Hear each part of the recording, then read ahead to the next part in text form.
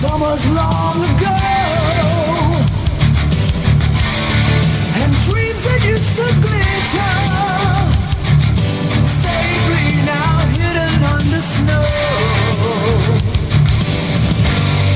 And so we end the chapter and let the stage lights fade. I have seen you on the edge of dawn, felt you here before you were born. Now launched your dreams upon the edge of thorns, but I don't think about you anymore.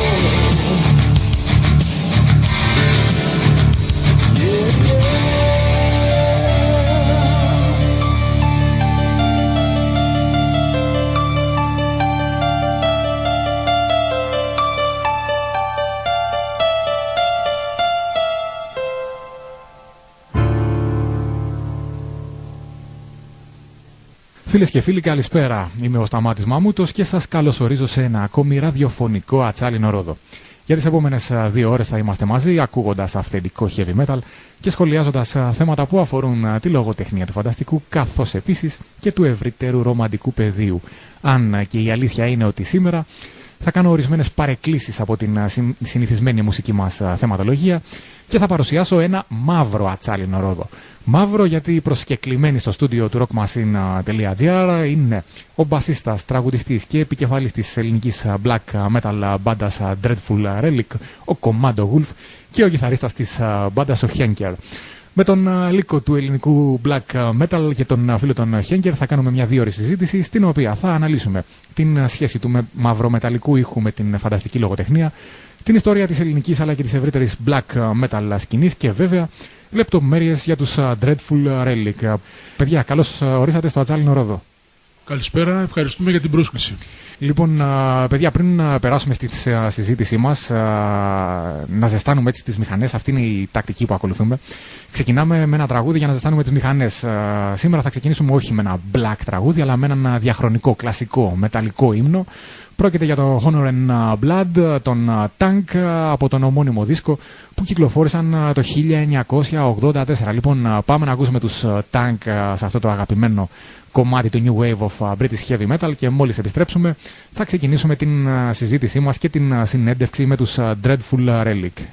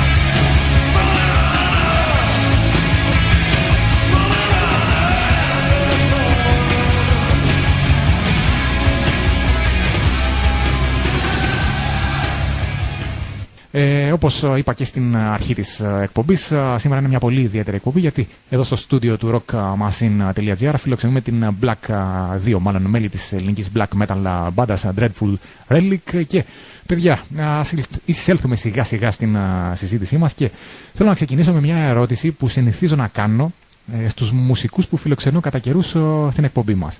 Και επιλέγω αυτή την ερώτηση γιατί θέλω τα νεότερα παιδιά που εισέρχονται στην κοινότητα των ακροατών του μεταλλικού ήχου να αντιληφθούν ότι το heavy metal, και ευρύτερα βέβαια ο σκληρός ήχος, έτσι, δεν αποτελούν απλές μουσικές επιλογές, αλλά αναδύθηκαν στη νεότερη ιστορία ως αληθινά μουσικά κινήματα. Και επειδή τα μουσικά κινήματα δεν συγκροτούνται μόνο από τις μπάντες αλλά και από τους οπαδούς, θα ήθελα να τρέξουμε στην απαρχή της εισόδου σας, παιδιά, στο μουσικό πεδίο του heavy metal ως ακροατές. Θέλω δηλαδή να μας πείτε πότε ξεκινήσατε να συνειδητοποιείτε ότι το heavy metal κατέστη η αγαπημένη σας μουσική και ποια ήταν τα συγκροτήματα που σας έκαναν αρχικά οπαδούς της. Λοιπόν, να μου απαντήσεις στο κομμάτο Wolf. Ναι. Πάμε. Εγώ άρχισα να εμπλέκομαι με το συγκεκριμένο χώρο περίπου στα τέλη της δεκαετίας του 80, όταν αγόρασα από το τοπικό δισκάδικο της περιοχής μου κάποιες κασέτες όπως Guns N' Roses, είχε πρωτοβγεί τότε το Appetite for Destruction, ή Alice Cooper, και κατόπιν στο σχολείο με συμμαθητές γρήγορα μου γράψανε, αναζήτησα καινούργια συγκροτήματα και πιο σκληρό ήχο, και έφτασα να ακούω συγκροτήματα όπως Judas Priest ή Iron Maiden. Φίλε, τώρα από την πρώτη σου έτσι αυτή απάντηση καταλαβαίνω ότι μπήκαμε την ίδια εποχή στον σκληρό ήχο καταρχάς. Και πέραν τούτου μου θύμισες και τις όμορφες εποχές που έχουν παρέλθει πλέον, που όταν στα σχολεία όποιος αγόρασε ένα δίσκο, οι υπόλοιποι αγοράζαμε κασέτες, έτσι ακριβώς. Το γράφαν όλοι οι υπόλοιποι, ναι. Λοιπόν, Χένκερ. Έχω αρχίσει να ακούω από το 84 με το πρώτο που είχα πάρει, το Live After Death, Maiden. Πιο παλιό δηλαδή. Λίγο πιο κοντά στο μικρόφωνο να μου κάνεις χάρη μόνο το στόμα. Και στη συνέχεια με κάτι Ozzy, Judas Priest, Wasp. Τα γνωστά κλασικά σχήματα της εποχής. Πότε προέκυψε ο προσανατολισμός σας στα ρεύματα του heavy metal που τότε ξέρω και ακόμα τα θεωρούμε ακραία και ήταν πιο σκληρά? Κομμάτο, πες μου. Γρήγορα από τα προηγούμενα που ανέφερα, υπήρχαν και κάποιοι συμμαθητές στο σχολείο που ακούγανε, που ήταν πιο μοιημένοι και πιο μεγάλη σε ηλικία, ας πούμε. Όταν εγώ, ας πούμε, ήμουν 5η, 6η δημοτικού, αυτοί πηγαίναν 1η, Δευτέρα ή 3η γυμνασίου, πιο μεγάλη. Όπως πάντα, οι παλιοσυρές, έτσι. Ναι. Και γρήγορα ήθελα να αναζητήσω κάτι πιο σκληρό. Μιλάμε τώρα σε διάστημα λίγων μηνών, έτσι, ίσως και λιγότερο από χρόνο. Πέρασα μετά κατόπιν στο thrash. Φίλε, ήταν η εποχή που το thrash τότε στην Ελλάδα ειδικά είχε πολύ κόσμο, έτσι από ό,τι θυμάμαι. Πάρα πολύ κόσμο, και διψούσε ο κόσμος και πολύ για συναυλίες και τέτοια. Δεν ήταν πάρα πολύ συχνό, ας πούμε, φαινόμενο. Κάπως σχετικά περιθωριοποιημένο. Κάπως. Καλά, βέβαια, το heavy metal ως μουσικό κίνημα διέθετε και αυτή την ταυτότητα. Έτσι, το ότι ήμασταν εκτός του καθώς πρέπει κοινωνικού πλαισίου, και μας άρεσε κιόλας και ήταν και περηφάνεια μας το είχαμε αυτό, έτσι. Ναι, βέβαια. Και κατέληξα πολύ σε μικρό σύντομο χρονικό διάστημα να ακούω Sodom, Creator, Slayer. Αυτή τη σχολή του thrash, ας πούμε. Ήσουν στη γερμανική τώρα, μου λες, ήσουν στην απέναντί μου, στο απέναντι ρεύμα. Εγώ ήμουν τότε με τον Χάρη το Sun Knight που διαβάσαμε τη War Flag και υπερασπιζόμασταν την εντός εισαγωγικών αυθεντικότητα, έτσι, του κλασικού επικού heavy metal. Λοιπόν, φίλε Χένκερ, εσένα είσοδό σου στον πιο σκληρό ήχο? Ήταν το Δεκέμβριο του 87 όταν πήρα το Welcome to Hell το Venom, επηρεασμένος από τις ταινίες της Hammer κυρίως.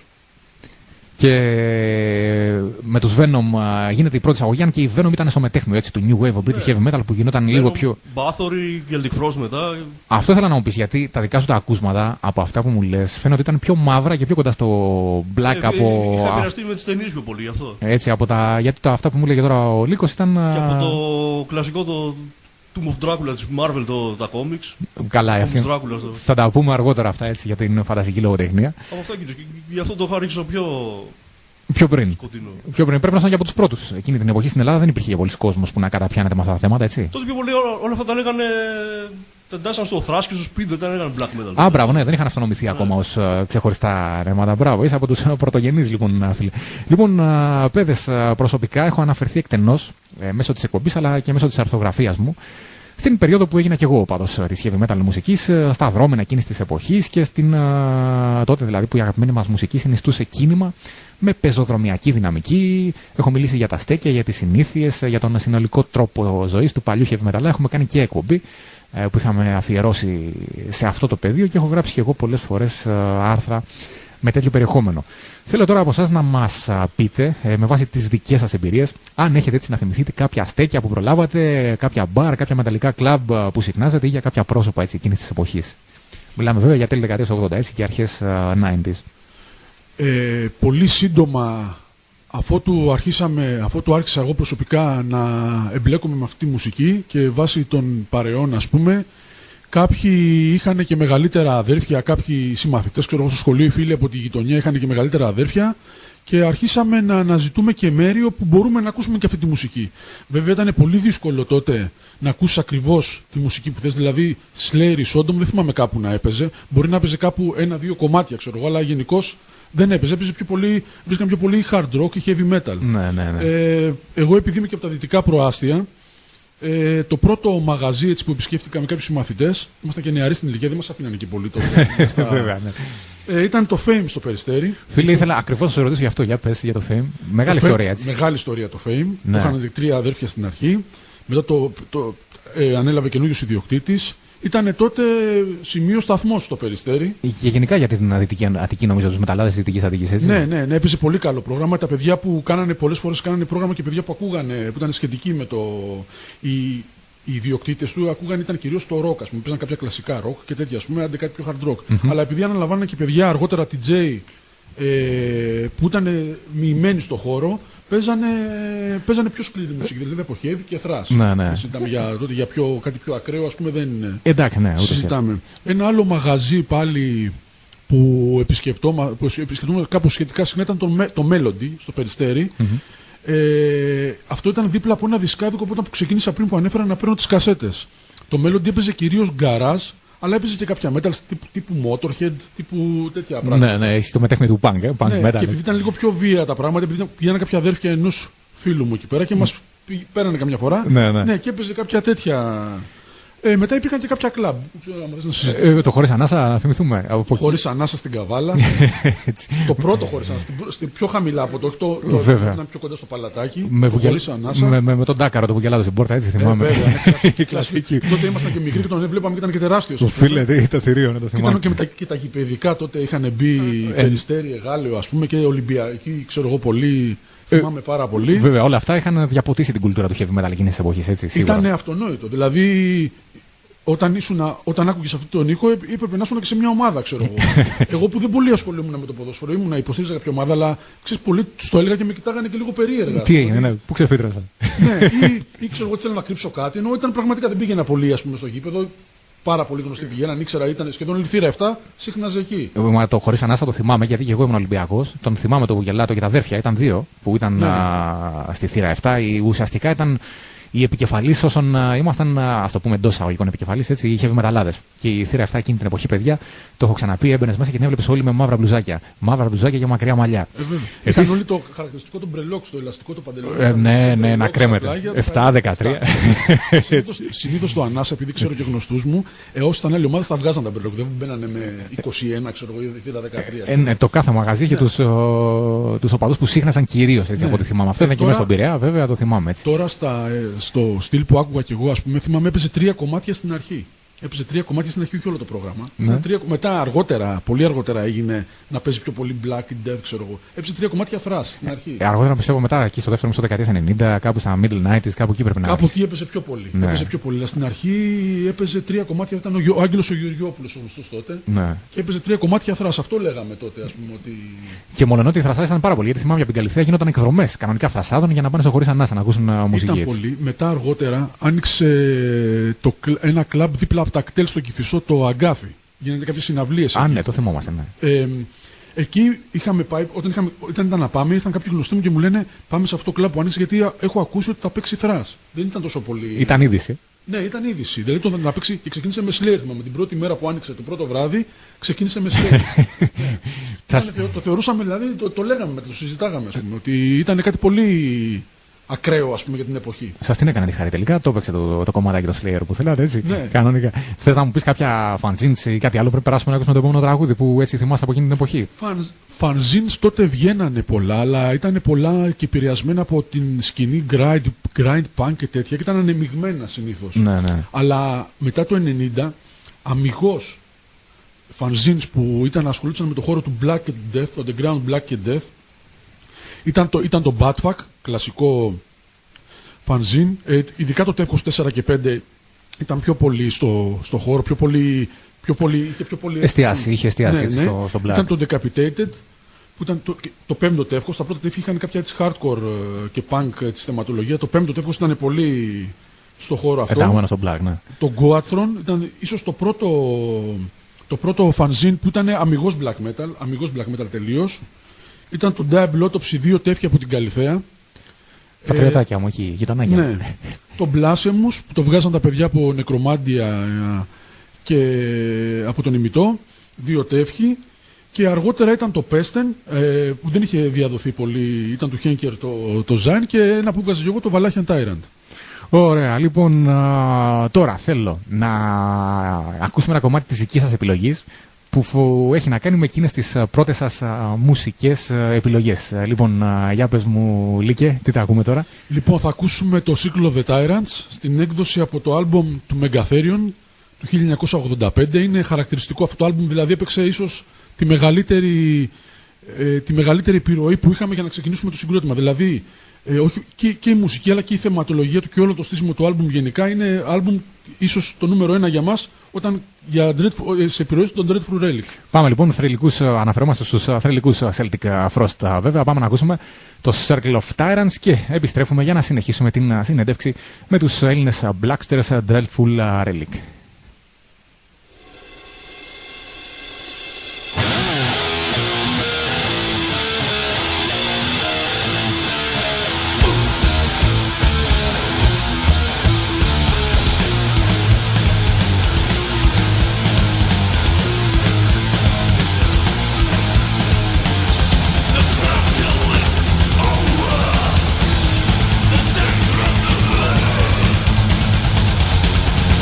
Yeah.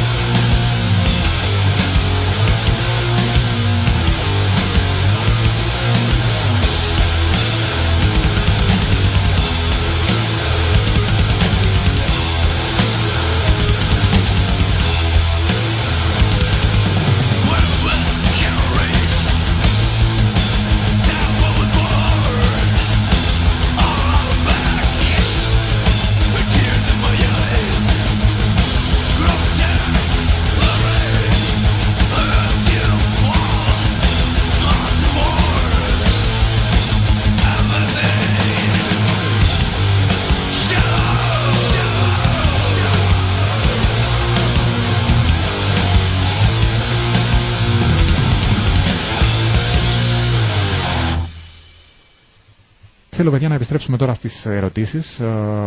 Και η χώρα μας, η Ελλάδα, από την αρχή, ενώ στην σκηνή του κλασικού heavy metal, μόλον ότι το κλασικό heavy metal είχε πάρα πολλούς υποστηρικτές στην Ελλάδα και αγαπήθηκε από αρκετό κόσμο, η χώρα μας δεν μπορούμε να πούμε ότι δημιούργησε μια ισχυρή σκηνή κλασικού heavy metal. Αντιθέτως, για τα δεδομένα των ιδιαιτεροτήτων του black metal και του πολύ συγκεκριμένου κοινού στο οποίο απευθύνεται, μπορούμε να πούμε ότι η Ελλάδα διέπρεψε εξ αρχής. Θέλετε να μας περιγράψετε συνοπτικά την πρώτη εποχή που η κοινότητα των ακροατών του Black συγκροτήθηκε στην χώρα μας, εκεί στο πρώτο μισό της δεκαετίας του 90. Εάν, φίλε Χένκερ, έχεις να μας πεις και κάτι και από το πρώτο μισό της δεκαετίας του 80, με χαρά θα το ακούσουμε. Αλλά αυτό θέλω να μου μιλήσετε λίγο, γιατί εγώ το παρακολούθησα τότε το μουσικό αυτό κίνημα. Βέβαια δεν ήμουν ποτέ black metalάς, οπότε φαντάζομαι ότι θα έχετε να μας πείτε λεπτομέρειες που θα έχουν ενδιαφέρον. Έτσι. Αναφερθήκατε πριν σε κάποια περιοδικά. Αν θέλετε να μας πείτε για τα πρώτα ελληνικά συγκροτήματα ή τις πρώτες δισκογραφικές εταιρείες ή εν γέννη τις πρώτες κινήσεις στις οποίες μπορείτε να εστιάσετε και να πείτε ότι αυτές ήταν οι πρώτες κινήσεις που σας μάλλον έκαναν να αυτοσυνειδητοποιηθείτε ως μια ξεχωριστή μουσική κοινότητα εντός των πλαισίων του heavy metal, ως ένα ξεχωριστό ρεύμα, το οποίο αυτό προσδιορίσατε ως black metal. Ποιος μου απαντάει, ποιος θέλει μου απαντάει, παιδιά? Απλώς να πω ότι πριν το black metal υπήρχαν και κάποια στυλ σαν τους Conan, ας πούμε, στη Θεσσαλονίκη. Ναι. Παίζανε σαν καθαρό heavy metal. Ναι. Η Conan, η Blood Cover. Και αυτοί που σας επηρέασαν, σε τι θέμα, δηλαδή, πώς επηρέασαν την. Δεν, απλώς ότι υπήρχαν. Ότι υπήρχε κλασικό heavy metal είναι γνωστό, το έχουμε πει. Εντάξει, σίγουρα πολλά σχήματα έτσι. Και βέβαια να στείλω και τους χαιρετισμούς και στη φίλη τη Μέρη τη Θέριον Ιορδανίδου, που ο άντρας ήταν κιθαρίστας στον Vice Human, έτσι, του πρώτου ελληνικού heavy metal συγκροτήματος, που είναι για ακροάτριά μας. Αλλά θέλω να μου πείτε, γιατί το κλασικό metal το έχω ζήσει εγώ, παιδιά. Εντάξει, μπορώ να μιλήσω με τις ώρες για το πώς συγκροτήθηκε η κοινότητα των οπαδών του κλασικού heavy metal. Θέλω να μου πείτε συγκεκριμένα, όχι για το κλασικό heavy metal το ελληνικό, για το black. Δηλαδή, ποιες ήταν αυτές οι πρώτες κινήσεις ή τα πρώτα στοιχεία που εσείς εστιάζετε και ξεχωρίζετε, πάνω στα οποία μπορείτε να πείτε ότι εκεί, ναι, τότε άρχισε να οικοδομείται η ελληνική κοινότητα των οπαδών του μαύρου metal? Προς τα τέλη της δεκαετίας του 80 ήταν πολύ διαδεδομένο στην Ελλάδα, στον ακραίο ήχο, ήταν πολύ διαδεδομένο το grind. Death metal και grind, ας πούμε. Με punk αποχρώσεις, έτσι, το grind, έτσι. Ναι, είχε. Από εκεί, όχι μόνο από εκεί, αλλά και από εκεί ξεπηδήσαν πολλά συγκροτήματα. Ας πούμε, για παράδειγμα, η Rotting Christ. Πριν κάνουν το γνωστό τον demo του Σατάνα Στεντέουμ, ας πούμε, ναι. ήταν από εκεί. Τα πρώτα group που ήταν έτσι καθαρά σε αυτή τη φάση και ψιλοαυτονομηθήκανε σχετικά, ήταν Rotting Christ που προανέφερα, ήταν Necromantia με το πρόμο του 90, ήταν Varathron, Lemegeton, ήταν η Zemial και Agatus, Έρευος που ήταν project του κιθαρίστα των Άγκατους, Εδά Arlord που ήταν project από το Necromantia και Rotting Christ, Nergal, η Sadistic Noise. Ξεκίνησε σαρκόφαγο, δεν το αλλάξαμε. Πες το στο μικρόφωνο, γιατί δεν το πιάσε, ή πες το μου εσύ, κομμάτι, πες το μου εσύ. Η Spice που είχαν αρχίσει σαν σαρκόφαγο με κορσπένι και τέτοια, αλλά μετά αλλάξαν σε πιο Σόντομ. Ύφος, έτσι. Εγώ θυμάμαι, παιδιά, τώρα μια και αναφέρατε τους Rotting Christ, ότι όντως όταν ξεκίνησαν, έχω μάλιστα και αφίσα τους, την οποία την έχω δημοσιεύσει. Όταν έπαιζαν έτσι αυτό το στυλ, το grindcore που λέτε, έτσι, το hardcore με punk αποχρώσεις πριν γίνουν black. Να υποθέσω εγώ δηλαδή ότι το θυμάμαι, αλλά επαναλαμβάνω ότι το παρακολούθησα ως θεατής, έτσι, δεν είχα ποτέ συμμετάσχει στην black έτσι, metal κίνηση. Το θυμάμαι να αρχίζει να αχνοφαίνεται έτσι στην Ελλάδα το πρώτο μισό της δεκαετίας του 90. Κάνω λάθος? Κάπου εκεί δεν είναι? Μέχρι τα μέσα της δεκαετίας του 90 είχε γίνει και παγκοσμίως γνωστό. Στην Ελλάδα, λέω, στην Ελλάδα. Είχε αποκρισταλωθεί νομίζω. Στην Ελλάδα είχε ξεκινήσει από αρχές του 90. Μέχρι το 95 είχε γίνει τελείως, δηλαδή είχε διαμορφωθεί πλήρως, ας πούμε. Σε αυτό παίξανε ρόλο και κάποιες εταιρείες. Όπως. Μπορείς να αναφέρεις, ναι, πες μας ώρες. Decapitated, μετά έγινε Unisound, άνοιξε και το δισκάδικο. Η Molon Lave Records που έβγαζε πολλά 7 inch, αλλά έβγαζε από όλο το. Ξεκινούσε δηλαδή από heavy metal και έβγαζε και πολλά black metal, ας πούμε. Είχε και το γνωστό το δισκάδικο, το Go Underground στα Εξάρχεια Σολομού. Βέβαια, ναι. Η Black Power Records που ήταν, του Σπίθα. Αυτές οι εταιρείες μεταξύ άλλων παίξανε πολύ μεγάλο ρόλο ώστε από demo να βγουν άλλες κυκλοφορίες, δηλαδή κάποια βινίλια, ας πούμε, και να διαδοθούν παραπέρα από τους tape traders, ας πούμε, ή παρά έξω, ας πούμε. Ναι. Θέλω, παιδιά, εκείνα τα πρώτα χρόνια, πριν ακόμα αρχίσετε να παίζετε μουσική, Να μου πείτε αν θυμάστε κάποιες έτσι αγαπημένες συναυλίες ως οπαδοί, ως ακροατές που σας έχουν μείνει στη μνήμη. Πες μου, Λύκος. Εγώ ξεκίνησα εκεί στα τέλη της δεκαετίας του 80 με συμμαθητές να επισκεφτόμαστε κάποιες συναυλίες. Δεν ήταν κάτι το πολύ. Δηλαδή ήταν συγκροτήματα τοπικά, ας πούμε. Ναι, της γειτονιάς, παλιές γειτονιακές συναυλίες. Ναι. Πρώτες μεγάλες συναυλίες με συγκροτήματα του εξωτερικού, ας πούμε, θυμάμαι ότι είχαν έρθει Σόντομ. Στο Ρόδον τώρα θα μου πεις που είχε γίνει ο χαμός, έτσι. Νομίζω τη δεύτερη φορά ήταν στην περιοδία. Ήταν πιο μετά δηλαδή. Αλλά επειδή τότε δεν είχαμε χρήματα, το εισιτήριο, αν θυμάμαι καλά, κόστιζε 2.200 δραχμές και δεν είχαμε τα χρήματα, πήρα εισιτήριο με ένα συμμαθητή μου, πήρα εισιτήριο για το δεκαήμερο φεστιβάλ του Ρόδον. Πήραμε για την death metal μέρα του δεκαήμερου του Ρόδον. Παίζανε οι Horrified, παίζανε οι Nocturnal Death. Εκεί ήταν από τα ελληνικά δηλαδή, ήταν τα πρώτα, το πιο ακραίο που είδα, ας πούμε. Και αυτή έτσι μια συναυλία που σου έχει μείνει, ρε παιδί μου, που λες εντάξει, αυτή ρε φίλε, το θυμάμαι. Μου έχει μείνει και το Ρόδον που για μένα ήταν ο καλύτερος συναυλιακός χώρος που υπήρξε και που θα υπάρξει ποτέ στην Ελλάδα, ας πούμε. Εντάξει, έχουμε ζήσει απίστευτες στιγμές εκεί μέσα. Έχουν παίξει τρομερές συναυλίες, τρομερή ακουστική, ο χώρος, όλο το. Φίλε, με έπιανε πραγματικά μόλις έμπαινα και έβλεπα έτσι, ήταν ψιλοτάβανο και κατάμαυρο. Θυμάμαι δηλαδή αυτό το κομμάτι τώρα που παίζουμε τον Σάββατα Τζος εισαγωγικό, μου έχει μείνει. Θυμάμαι μια μέρα πάνω, πρέπει να ήταν στο Grave Digger. Αν θυμάμαι καλά, πρέπει να ήταν στο Grave Digger το 96. Μπαίνω μέσα, μου κόβουν το εισιτήριο στην πόρτα και περνάω. Και ήταν εκείνη η εποχή που είχε αρχίσει να επιστρέφει το epic metal. Αν θυμάστε, το κλασικό ήχος που είχαν φύγει τα grunge και όλα αυτά από από τα πόδια μας, θα το πω τώρα έτσι χοντρικά. Και που θυμάμαι και το Black εκείνη την εποχή άρχισε να επικοποιείται πιο πολύ, να μπαίνουν κάποια πλήκτρα, κάποιες μελωδίες έτσι. Άρχισε να δυναμώνει η όλη νεορομαντική κατάσταση. Ο Σαν Νάιτ τότε με τα άρθρα του θυμάμαι ήταν χαμός. Και έχω μπει μέσα σε αυτό το κλίμα τώρα. Να ακούσω τους Grave Digger που είχε γίνει χαμός, αν θυμάστε εκείνη την εποχή. Έτσι. Είχαν γίνει μεγάλη. Με το Rebellion είχε γίνει ο πανικός, είχε πέσει το Ρόδον. Και θυμάμαι μπαίνω μέσα, παιδιά, και παίζει το Edge of Thorns, τον Sabotage, πριν και το συγκρότημα, απλά το έπαιζε ο DJ. Και είχα μείνει κανονικά, δηλαδή είχα πάει φτιαγμένος τώρα για να ακούσω το πιο epic συγκρότημα της χρονιάς εκείνης και μπαίνω μέσα και είναι κατασκότεινο και γεμάτο το Ρόδον. Και ακούω από πάνω το πιάνο. Με το που μπαίνω μέσα, κανονικά την ώρα που κάνω το πρώτο βήμα, αρχίζει να παίζει το πιάνο. Δηλαδή λες και είχα μπει σε ένα ένιωσα κανονικά, λες και μπαίνα σε ταινία. Και μου είχε μείνει όντως το Ρόδον, παιδιά, μιλάμε για έναν χώρο που κρίμα είναι νεότεροι που δεν το έχουν προλάβει. Βέβαια, να συμπληρώσω κι εγώ ότι στην Καλυθέα, φίλε, είχαμε και έναν επίσης από τους παλιούς εντός εισαγωγικών Cult Now, το Maxim, έτσι, που είχαν λάβει χώρα πολλές συναυλίες. Έγιναν και συναυλίες, ναι. Πολλές συναυλίες, βέβαια. Το Maxim ήταν, έτσι, για να το πούνε, να το μάθουν και νεότεροι, ήταν ερωτικός κινηματογράφος, παιδιά, έτσι. Έπαιζε ερωτικές ταινίες. Εκείνη την εποχή δεν υπήρχαν τα βίντεο και οι ερωτικές ταινίες υπήρχαν. Μάλλον είχε βγει το βίντεο, δεν υπήρχε το ίντερνετ και οι ερωτικές ταινίες προβάλλονταν ακόμα σε κινηματογράφους συγκεκριμένου περιεχομένου. Λοιπόν, το Maxim όταν δεν έπαιζε ερωτικές ταινίες φιλοξενούσε συναυλίες rock και heavy metal συγκροτημάτων. Λοιπόν, ναι, πες μου, θες να πεις κάτι? Ναι, θέλω να πω ότι έτσι, το πρώτο συγκρότημα μεγάλο του εξωτερικού, ας πούμε, τότε που το βλέπαμε εμείς, ήταν η Sepultura. Είχα δει το 1992, ήταν στην περιοδία του Arise.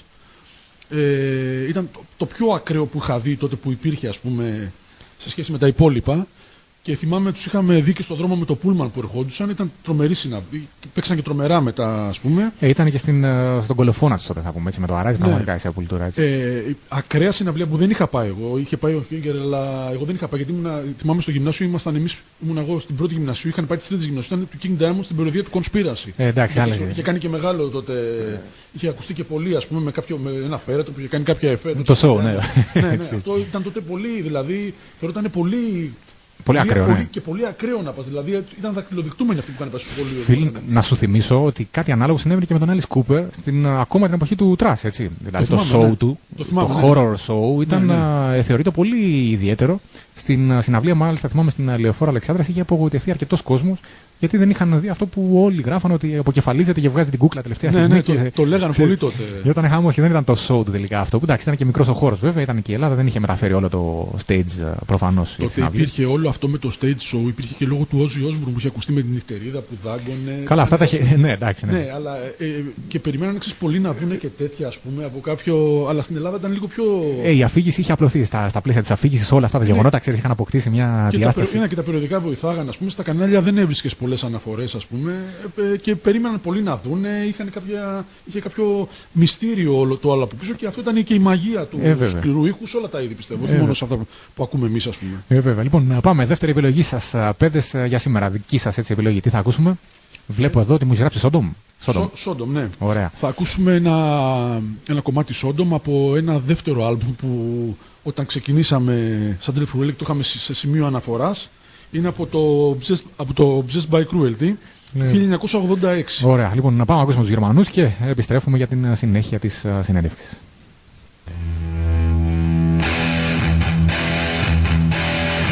Ακριβώς. Πάμε λοιπόν να τους ακούσουμε.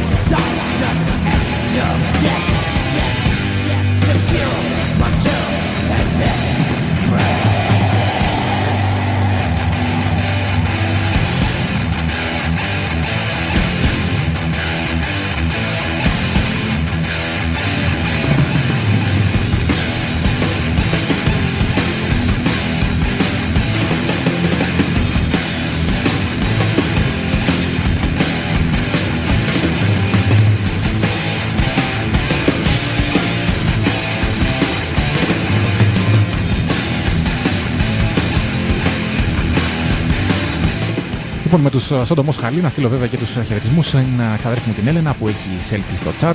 Ακραία ακούσματα για σένα, Λενιό μου, σήμερα αυτά. Λοιπόν, καθώς επίσης και στην θεία μου την Άννα και στον θείο μου τον Κώστα εκεί από τη Δυτική Πελοπόννησο που τακτικά ακούνε την εκπομπή του Ατσάλινου Ρόδου.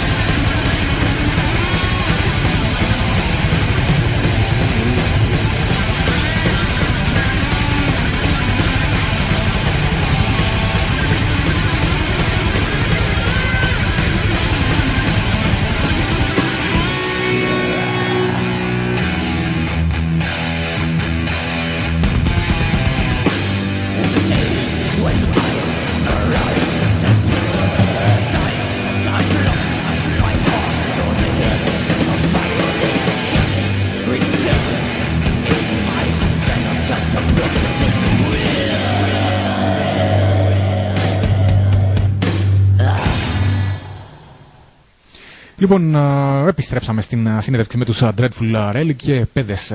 Νομίζω ότι υπήρχαν αρκετές ακόμη συναυλίες, τις οποίες δεν έχουμε προλάβει να αναφέρουμε, κυρίως από την εποχή που το Black άρχισε να γίνεται ευρέως γνωστό, έτσι. Πάμε. Κομμάτο, ποιος θέλει να μου απαντήσει, Κομμάτο? Ναι, οι συναυλίες που προαναφέραμε πριν ήταν δηλαδή αρχές δεκαετίας του 90, 91-92, που δεν είχε ακόμα το black metal, δηλαδή δεν είχε γίνει στην Ελλάδα, δεν είχε ακόμα εδραιωθεί, ας πούμε. Ήταν κάτι σε ένα πολύ, πολύ κλειστό κύκλο ανθρώπων. Αργότερα, δηλαδή μετά από κανένα 2 χρόνια, ας πούμε, αρχίζανε να έρχονται και κάποια συγκροτήματα και να παίζουν και τοπικά συγκροτήματα, αλλά και να φέρνουν και συγκροτήματα από το εξωτερικό. Η πρώτη εγώ συναυλία που είδα αμιγώς black metal και μου έκανε και μεγάλη εντύπωση, γιατί ήταν η πρώτη φορά που βλέπα και στον κόσμο να φοράνε μπλούζες, τα κρεμαστά, όλο το black metal. Η αισθητική συνοδεία, έτσι, του ορυχισμού. Συνήθως στις συναυλίες έβλεπες heavy μεταλλάδες, έβλεπες τρασάδες. Το κολλητό παντελόνι, το μακρύ μαλλί. Τώρα έβλεπες αμιγώς τέτοια συναυλία. Χαρακτηριστική ήταν το Μάιο του 1993, Rotting Christ, Ancient Rites, το Αγκάθι. Ήταν αυτό που είπαμε πριν, δίπλα από τα κτέλ. Βέβαια, ναι. Ήταν η πρώτη συναυλία που πήγα που ήταν αμιγώς black metal. Με κόσμο τώρα, είχε κόσμο, δηλαδή είχε αρκετό κόσμο. Κόσμο δεν θυμάμαι, είχε περίπου 100-150 άτομα νομίζω. Εντάξει, ακόμα. Ο ήχος δεν ήταν και πολύ καλός, αλλά ήταν όλη η αισθητική, όλο το τέτοιο που δηλαδή δεν έμενες μόνο στον ήχο των συγκροτημάτων, ας πούμε. Η εικόνα γενικά δηλαδή ήταν καλή. Όλη η ατμόσφαιρα, ας πούμε, πολύ.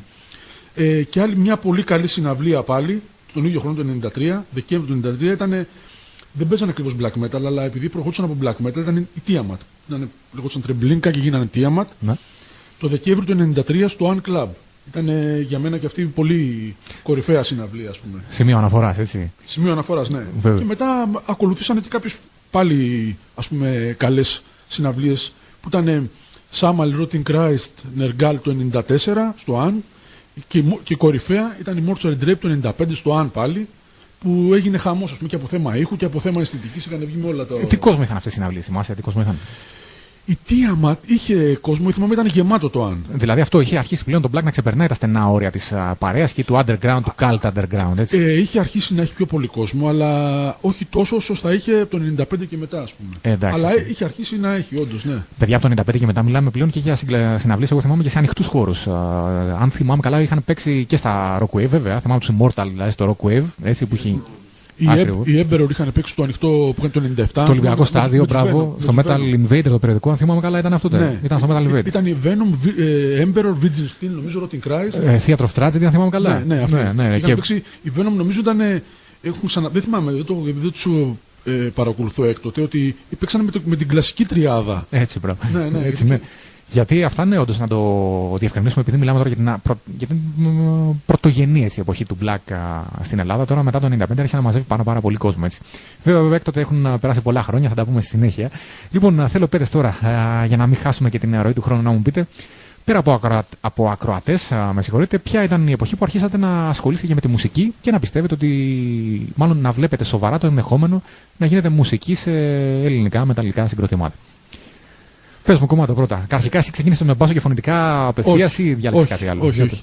Να ξεκαθαρίσω ότι δεν θεωρώ τον εαυτό μου μουσικό. Εντάξει, αυτή τη στιγμή που παίζεις, εντός εισαγωγικών εγώ το βάζω. Ναι. Είναι τώρα. Απλά πάντα. Ως απόκοσμος black metalάς μπορεί να μου το φέρεις αλλιώς έτσι. Πάντα ήθελα και αυτά που άκουγα και την ιδεολογία, γιατί το black metal δεν είναι μόνο μουσική, είναι και ιδεολογία και ό,τι αυτό συνεπάγεται. Πάντα ήθελα αυτό που πιστεύω να το μεταφέρω στη μουσική. Δικά μου πιστεύω. Είχα ασχοληθεί προηγουμένως με διάφορα γκρουπ, ας πούμε, αλλά τελείως αυτό που ήθελα τελείως το κάναμε με τους Dreadful Relic, αλλά πιο πριν και ο Χένκερ. Βέβαια, ναι. Εγώ θέλω να πεις όταν ξεκινάς πότε να παίζεις όργανο. Είσαι 15, 16, 17, πότε ξεκινάς? Όχι. Πιο μεγάλος. Φωνητικά, είχαμε ένα group που ήταν ambient και κάναμε φωνητικά όργανο πολύ αργότερα. Αργότερα. Τον μπάσο είναι πολύ αργότερα.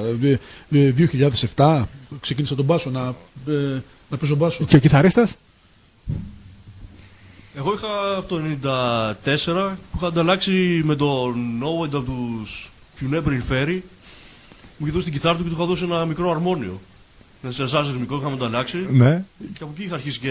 Αρχίζει να γρατζουνάς από τότε σιγά-σιγά. Ναι. Άρα εντάξει, είσαι από την αρχή της δεκαετίας του 90, δηλαδή παίζεις χρόνια έτσι. Ναι. Παίζεις αρκετά χρόνια. Ωραία. Λοιπόν, πάμε παιδιά, ξεκινάτε να παίζετε, αρχίζετε σιγά-σιγά να τζαμάρεστε, βρίσκεστε. Θέλω να μου πείτε πότε δημιουργήσατε τους Dreadful Relic και με τι line-up.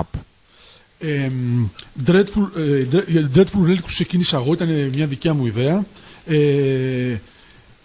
Μετά από έτσι, ήθελα να εξωτερικεύσω κάποια πράγματα που δεν τα είχα στα προηγούμενα συγκροτήματα, δηλαδή εν μέρη τα είχα πει, αλλά ήθελα να το κάνω αμιγώς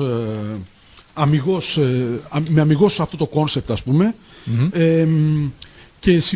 Και επέλεξα σε μια σημαδιακή ημερομηνία, ας πούμε, ήταν την 15η Απριλίου του 2014, που ήταν αυτό που λέμε ματωμένο φεγγάρι. Και επέλεξα αυτό. Στην αρχή, πριν τον Dreadful, είχα διαλέξει σαν όνομα το Atlantean Sword, που είναι απαρμένο από το Conan. Μάλιστα, θα σε πάω στη φανταστική λογοτεχνία, δεν θα σε αφήσω, μην νομίζεις. Στη δεύτερη ώρα θα τα πούμε. Ναι. Και είπα ότι επειδή προτιμάμε να είναι κάποιες συγκεκριμένες ημερομηνίες όταν θα κυκλοφορούμε κάτι ή οτιδήποτε, ή όταν θα ηχογραφούμε, επέλεξα αυτή σαν ημερομηνία, την 15η Απριλίου του 2014, που ήταν το πρώτο ματωμένο φεγγάρι του 2014, ως επίσημη έναρξη της διαδρομής του συγκροτήματος, ναι. έτσι, ναι.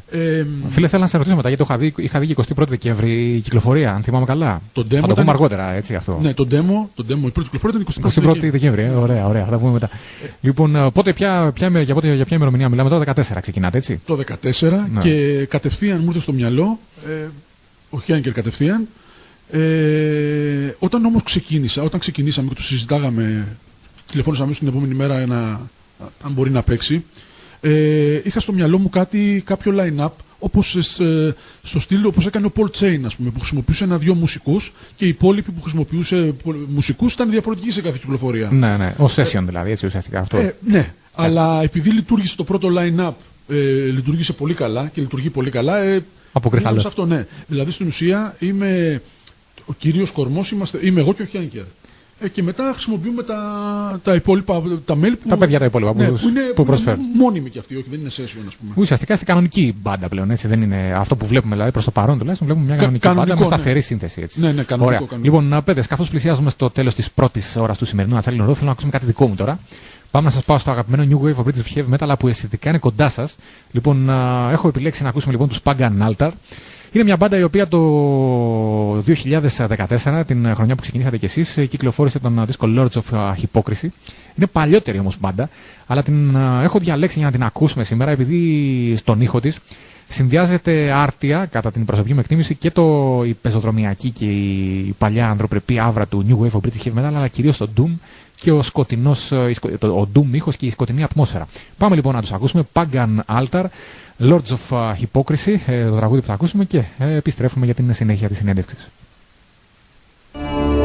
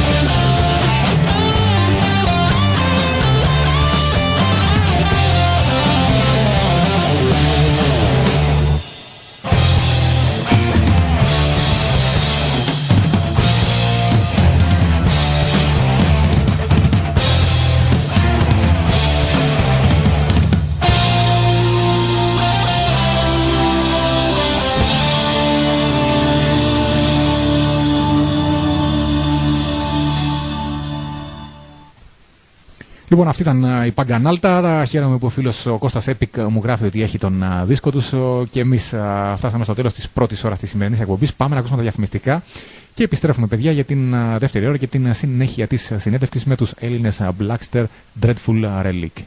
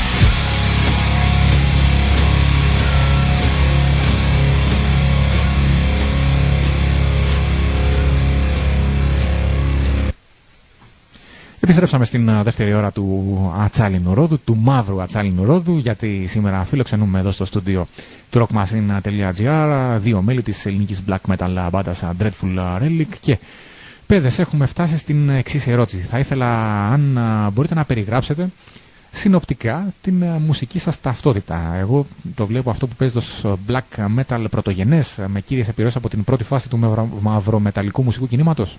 Κάπως έτσι μου φαίνεται. Εσείς πώς το περιγράφετε τον ήχο σας? Ακριβώς. Η περιγραφή σου είναι ακριβώς αυτό που είναι. Black metal με επιρροές, με τις κύριες επιρροές από τις πρώιμες κυκλοφορίες του συγκεκριμένου ήχου. Εμείς έχουμε επιλέξει να το λέμε black mythical metal. Λόγω και της θεματολογίας, αλλά και του ήχου και της θεματολογίας. Εκεί σε επιβραβεύω, ειδικά για τη θεματολογία, φίλε. Λοιπόν, κάνατε την πρώτη σας δισκογραφική εμφάνιση το 2014 με το Demo Archaic Conjurations. Πρόκειται για μια δουλειά που κυκλοφόρησε σε κασέτα από την εταιρεία Frost & Fire. Καταρχάς, μόνο γι' αυτό, γιατί μου θύμιζες δηλαδή την αγαπημένη δεκαετία του 80 αλλά και το 90 με την κασέτα, φίλε, σου αποδίδω ένα πρώτο έβγε. Λοιπόν, θα ήθελα όμως να μιλήσετε λίγο, παιδιά, για αυτή τη δουλειά. Δηλαδή για το ύφος της, για το γεγονός ότι επιλέξατε να κυκλοφορήσει σε κασέτα, γιατί το κάνατε αυτό, για τον χρόνο που χρειάστηκε να ηχογραφηθεί και βέβαια για τους στίχους στους οποίους είναι εμφανείς οι επιρροές αναγνωσμάτων της φανταστικής λογοτεχνίας. Επειδή προερχόμαστε μουσικά από εποχές που δεν υπήρχαν ούτε το ίντερνετ, ούτε τα MP3, ούτε τα iPad, πώς τα λένε όλα αυτά, ας πούμε. Ναι. Μας είναι τελείως ξένα και θα μας παραμείνουν τελείως ξένα. Προτιμήσαμε είπαμε να βγάλουμε τον demo όπως βγαίναν τα demo κανονικά. Όχι όπως είναι σήμερα, ας πούμε. Όπως κάναμε παλιά, ρομαντικά. Ναι. Ακριβώς. Και έτσι είπαμε το demo να βγει σαν demo κανονικά, σαν κασέτα. Παλιά γραφόταν από άτομο σε άτομο, αλλά είπαμε να το βγάλουμε έτσι πιο επαγγελματικά, ας πούμε. Όχι, η δουλειά είναι πάρα πολύ καλή και ο ήχος είναι πολύ καλός και θα το ακούσουμε συνέχεια. Απλά ξέρετε, εμένα τι μου κάνει εντύπωση. Καταρχάς μου αρέσει. Έτσι, εμένα ως ακροατή που είμαι παλιός κιόλας μου αρέσει. Αλλά επειδή έτσι το ερώτημα είναι αυτό. Έχετε υπολογίσει και εγώ ότι μπορεί να έχει κάποια συνέπεια, γιατί οι πιτσιρικάδες σημερινοί δεν έχουν κασετόφωνα. Έτσι, είναι αυτό δηλαδή που θα παιχτεί η κασέτα. Δεν μας ενδιαφέρει. Κυρίως το κάναμε για μας, κατά κύριο λόγο, και δεύτερον θα το πάρουν αυτοί που θέλουν όντως να το. Δεν απευθυνόμαστε στον καθένα δηλαδή. Οποιοςδήποτε δηλαδή παίρνει κάτι να το πάρει. Ναι. Απευθυνόμαστε σε αυτούς που θέλουν, που όντως ψάχνονται με το συγκεκριμένη. Αυθεντικοί black μεταλλάδες, παλιοί black μεταλλάδες, έτσι να υποθέσω. Και νεότεροι που ενδιαφέρονται πραγματικά να ακούσουν μουσική πραγματικά και όχι να κάνουν συλλογές από MP3 ή ξέρω εγώ digital, πώς τα λένε, να είναι digital συλλογές, ας πούμε, σε σκληρούς δίσκους, ας πούμε. Ακριβώς. Συμφωνώ, φίλε. Συμφωνώ. Δηλώνω δημοσίως ότι υπάρχουν κασετόφωνα που είναι ανενεργά, αλλά τα κρατάω για συλλογή στο σπίτι καταρχάς. Αλλά υπάρχει και κασετόφωνο που παίζει κανονικά. Δηλαδή μπορώ να. Επιβάλλεται. Ναι, εντάξει. Γίνεται και έχουμε κάνει πλάκα πολλές φορές με ακροατές που μου γράφουν στο chat. Βάλε το στυλό και γύρνατε. Μέχρι να βρούμε το κατάλληλο σημείο. Βάλε στο στούντιο κασέτα. Να περιμένουμε να τη γυρίσει, ξέρω εγώ, έτσι να τη μαζέψει για να παίξει μύτη. Και του απαντώ, μη μου τη μασίσει όμως. Και δεν έχουμε καλό ηχητικό αποτέλεσμα. Γι' αυτό, αλλά είναι πολύ πιο ζωντανό, πολύ πιο αυθεντικό. Το αίσθημα όλο. Το μπουκλετάκι που ανοίγει, που βλέπεις μέσα τα στοιχεία του συγκροτήματος, η εικόνα, όλα αυτά, παιδιά. Εντάξει, δεν το συζητάμε τώρα. Το άλλο είναι πολύ απρόσωπο, χωρίς ότι και ο ήχος είναι πολύ διαφορετικός. Δηλαδή το MP3, ας πούμε, ή κάποια άλλα μορφή, ηλεκτρονική μορφή, είναι πολύ διαφορετικός ο ήχος. Έχουμε κάνει πολλές συζητήσεις για αυτό το θέμα. Παιδιά, αυτός ο ήχος που είχαμε. Ένας από τους λόγους, πιστεύω, που σήμερα. Γενικά το heavy metal, όχι το black μόνο. Έτσι, εν γέννη το heavy metal. Έχει ένα θέμα. Όσον αφορά την ένταση, το να αναβγεί ένταση και να προσελκύσει τον κόσμο που προσέλκυε παλαιότερα, είναι η διαφορά του ήχου. Δηλαδή πιστεύω ότι αυτές οι παραγωγές που γίνονται σήμερα δεν ταιριάζουν, ρε παιδιά, δεν πάνε με τον ήχο του heavy metal. Έτσι, αυτό που ακούγαμε παλιά. Είναι τελείως ασύμβατο. Είναι ασύμβατο, μπράβο, δεν βγαίνει η ψυχή, ρε παιδί. Ναι, δηλαδή, σαν να σου παγώνει την ψυχή, σαν να ακούς κάτι παγωμένο. Ναι, ωραία η μελωδία, αλλά δεν μου είχε αυτό που μου έβγαζε παλιά, μου το έβαζα το βινίλιο και σηκωνόμουν από την πολυθρόνα μου. Ήμουν έτοιμος να αρχίσω headbang. Αυτό δεν μου το βγάζει το CD. Και δεν νομίζω ότι είναι μόνο το μέγεθος. Έτσι, δεν ξέρω πώς το βλέπετε. Όχι, δεν είναι μόνο το μέγεθος. Είναι και ο ήχος. Είναι και οι παραγωγές και ο ήχος.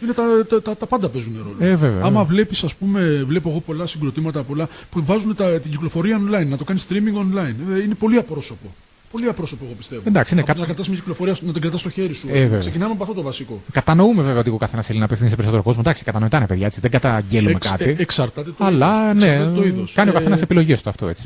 Ναι, εξαρτάται και το είδος να θες να απευθυνθεί σε περισσότερο κόσμο, ας πούμε. Εντάξει, σίγουρα όλα αυτά παίζουν ρόλο. Αλλά εντάξει, όπως και να έχει, ακόμα και σε ένα στυλ που έχει εν γέννη μικρό κοινό, όπως είναι το black metal ή όπως είναι γενικά ο ακραίος ήχος, σίγουρα θα βοηθήσει το να το ανεβάσει, ξέρω εγώ, και να το με τέτοιο τρόπο. Εντάξει, θέλει να το κυκλοφορήσει περισσότερο. Είναι προφανές δηλαδή το κάθε παιδί που κάνει τέτοια δουλειά θέλει να το κυκλοφορήσει σε μεγαλύτερο κοινό. Δεν είναι κατακριτέο, έτσι. Εγώ το λέω ότι όσον αφορά την επιλογή και την αισθητική και το ηχητικό αποτέλεσμα. Λοιπόν, παιδες, για να πάμε να ακούσουμε το πρώτο σας τραγούδι από το πρώτο demo του 2014. Τι θέλετε να ακούσουμε τώρα? Λοιπόν, θα ακούσουμε το πρώτο κομμάτι που είναι η εισαγωγή και το κομμάτι. Λέγεται Descend Through the Stone Gates, Atlantean Sword. Είναι παρμένο από το Conan. Είναι η σκηνή που μπαίνει, που κάνει την ανακάλυψη του σπαθιού. Τέτοια θέλω να ακούω, έτσι. Ναι. Όλο το στιχουργικό, δηλαδή ο στίχη του κομματιού είναι παρμένα τελείως από την ταινία, ας πούμε. Και... Πολυδούρης, να θυμηθούμε, Πολυδούρη. Μουσική. Ναι, η σύνδεση είναι δικιά μας. Ναι, εννοούμε την ταινία, μια που την ανέφερε τώρα, να θυμηθούμε την παλιά φιλική ταινία. Ναι, βέβαια. Είναι θρησκευτική εμπειρία να ακούσουμε. Δηλαδή αυτό που λέγαμε πάντα εμείς, ότι δεν είναι απλά βλέπεις μια ταινία. Είναι θρησκευτική εμπειρία. Δηλαδή αυτή την ταινία είναι τελείως, ας πούμε. Είναι πολλά που κρύβονται από πίσω. Είναι φτιαγμένη για μας κανονικά αυτή αυτό που λέμε. Πάμε να σας ακούσουμε, παιδες, από την πρώτη σας δισκογραφική παρουσία του 2014.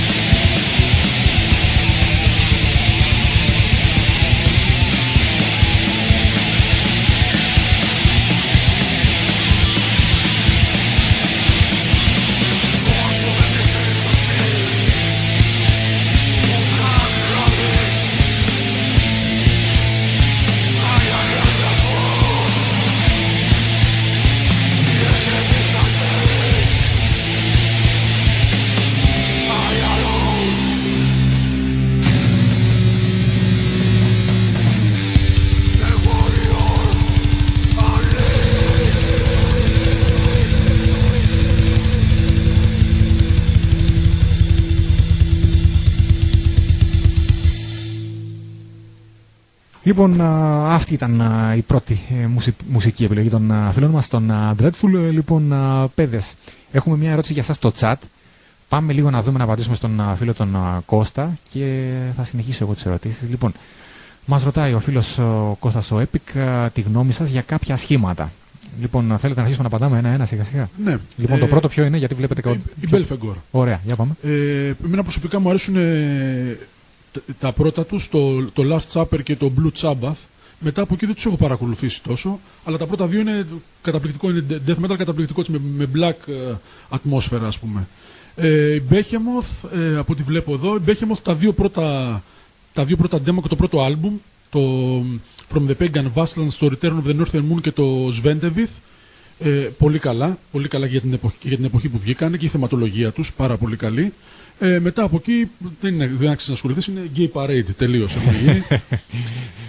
Όσο για Burzum, όλα.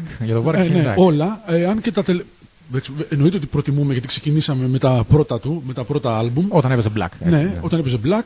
Και τα μετέπειτα που έβγαλε είναι καλά. Πιστεύω ότι είναι ένας μουσικός που αξίζει 100% υποστήριξη, γιατί έχει μείνει πιστός στις ιδέες του. Ναι. Έχει μείνει πιστός στις ιδέες του. Ναι. Δεν μου αρέσουν τόσο πολύ τα ambient, αλλά και εμένα μου αρέσουν τα πρώτα.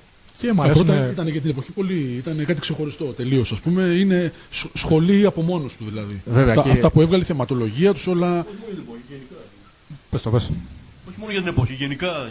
Κοίταξε να δεις, παιδιά, τώρα σίγουρα είναι ένας σπουδαίος μουσικός, έτσι, ασχέτως τώρα τι έχει γίνει, γιατί έχει ακουστεί κατά καιρούς. Εμένα, βέβαια, ως επικά νεορομαντικό, θα καταλαβαίνετε, φαντάζομαι, ότι αυτό που μου αρέσει περισσότερο είναι το Dodie Balder, έτσι, εκεί γίνεται ο χαμός. Ναι, αυτό είναι το ambient, αλλά. Εντάξει, δεν είναι το ambient, είναι epic, είναι τόσο. Ναι, epic με κλασική λίγο μουσική απόχρωση, δηλαδή έχει τέτοια. Αλλά είχε. Από εκεί και πέρα, εντάξει, αρχίζει λίγο και απομακρύνεται από τα ακούσματά μου, έτσι. Ήταν, ας πούμε, από τους. Σχετικά από τους πρώτους στην Νορβηγία που εισήγαγε χωρίς να φαίνεται kits τις λαϊκές παραδόσεις της Νορβηγίας, ας πούμε. Δηλαδή ο Κίτελσεν, ας πούμε, ναι. Κίτελσεν που χρησιμοποιούσε και πολλά άλλα, ας πούμε. Είναι σπουδαίος μουσικός, τώρα τι να λέμε έτσι. Λοιπόν, έχετε ένα θετικό σχόλιο έτσι για το τραγούδι που ακούσαμε. Έρευος στο κομμάτι μας γράφει ο φίλος ο Κώστας. Ευχαριστούμε. Λοιπόν, ωραία. Πάμε λοιπόν να επιστρέψουμε λίγο στις δικές μου ερωτήσεις και θέλω να σας πω, κυκλοφορεί το πρώτο demo, έτσι, το 2014. Ποια ήταν η ανταπόκριση του κοινού σε αυτή την πρώτη δουλειά? Ήταν πολύ περισσότερο παραπάνω ανταπόκριση θετική από όσο περιμέναμε. Και από χώρες που δεν το περίμενα τόσο πολύ, ας πούμε, που παραδοσιακά δεν ήταν τόσο πολύ. Ας πούμε, για παράδειγμα, έδωσε πολύ στην Αμερική, ας πούμε, ή στην Αγγλία, που είναι κάπως πιο περιορισμένο το. Αγγλία, φίλε, πραγματικά, δηλαδή έκανε εντύπωση. Μου έκανε και εμένα εντύπωση, ναι. Μεγάλη εντύπωση. Αλλά γενικώς πήγε πάρα πολύ καλά. Δεν παρεξηγήθηκε με την έννοια ότι κάτι σαν ρετρό. Τη συγχαινόμαστε αυτόν τον όρο το ρετρό. Ναι. Παίζουμε με τις επιρροές αυτές. Ό,τι είναι αυθεντικό είναι κλασικό, πολλές φορές του κολλάνε, εντάξει. Ναι, και σε πολύ μεγάλο βαθμό από τα mail που έλαβα και από πολύ κόσμο που μίλησα, πήγε πάρα πολύ καλά.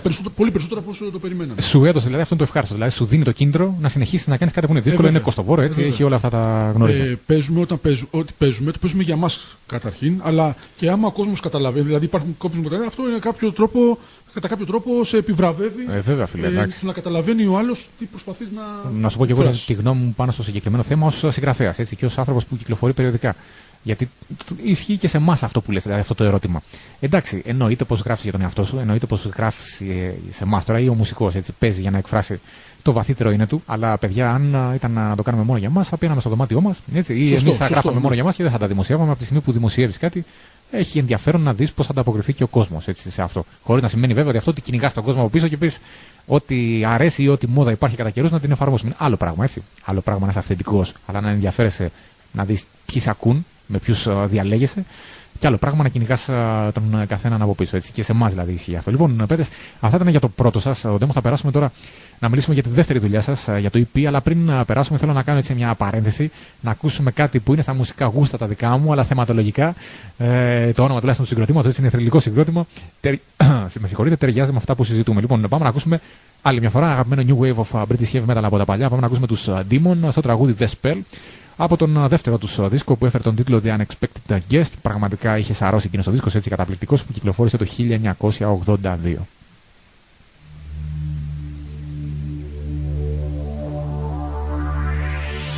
Take your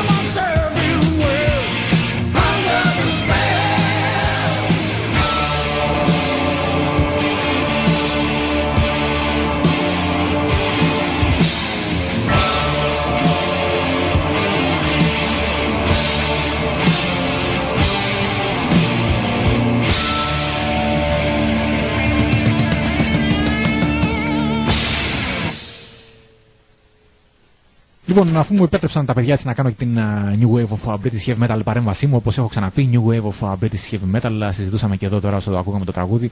Το αγαπημένο πεδίο στο οποίο συναντούνται ο αυθεντικός μεταλλικός πεζοδρομιακός βίος, ο αυθεντικός μεταλλικός ήχος και βέβαια η λογοτεχνία του φανταστικού.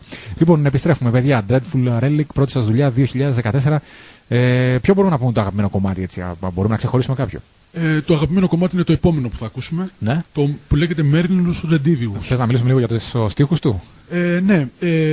Εμπνεύστηκα τον τίτλο του κομματιού από το περιοδικό που έβγαινε, το The Conservative. Πω, φίλε, Lovecraft. Ναι, Lovecraft, συγγνώμη, ναι. Lovecraft. Και είχε ένα άρθρο συγκεκριμένα που λεγόταν Merlinus Redivivus. Πήρα τον τίτλο και θεματολογία. Η στίχη δηλαδή, εντάξει, ναι. Ναι, η στίχη διαφορετικό από το άρθρο, ας πούμε. Είναι όλες οι σκοτεινές παραδόσεις γύρω από τη φιγούρα του μάγου Μέρλιν. Φίλε, είναι μεϊντενίζεις. Οι Maiden το κάνουν πολλές φορές αυτό. Έτσι. Παίρνουν τίτλους μυθιστορημάτων και γράφουν δικούς τους στίχους πάνω σε αυτούς τους τίτλους. Λοιπόν, να θυμίσουμε το Conservative, παιδιά, έτσι, όσοι δεν το γνωρίζουν, ένα περιοδικό που εξέδιδε ο ίδιος ο Lovecraft, όχι για να γράψει τα λογοτεχνικά του κείμενα, αλλά για να αποτυπώσει τις πολιτικές του απόψεις. Πολιτικές απόψεις για τις οποίες έχει κατηγορηθεί πολλές φορές. Έχουμε μιλήσει και με τον φίλο τον Χρήστο τον Άστο. Έχουμε πει φέτος του αφαιρέθηκε και το βραβείο Lovecraft. Καλά. Ό,τι και να κάνουν ορισμένοι κύκλοι, είναι γνωστό ότι οι αξίες, οι σημαντικές παραμένουν αιώνιες. Θα είμαστε εδώ πάντα, θα τον διαβάζουμε και όχι μόνο τον Lovecraft, εν γέννη την καλή φανταστική λογοτεχνία, την ποιοτική φανταστική λογοτεχνία, θα φροντίσουμε να την διατηρήσουμε διαχρονική. Λοιπόν, να πάμε να ακούσουμε, παιδιά, το τραγούδι σας. Είπαμε Merlinus Redivivus. Ακριβώς, φύγαμε. Redivivus.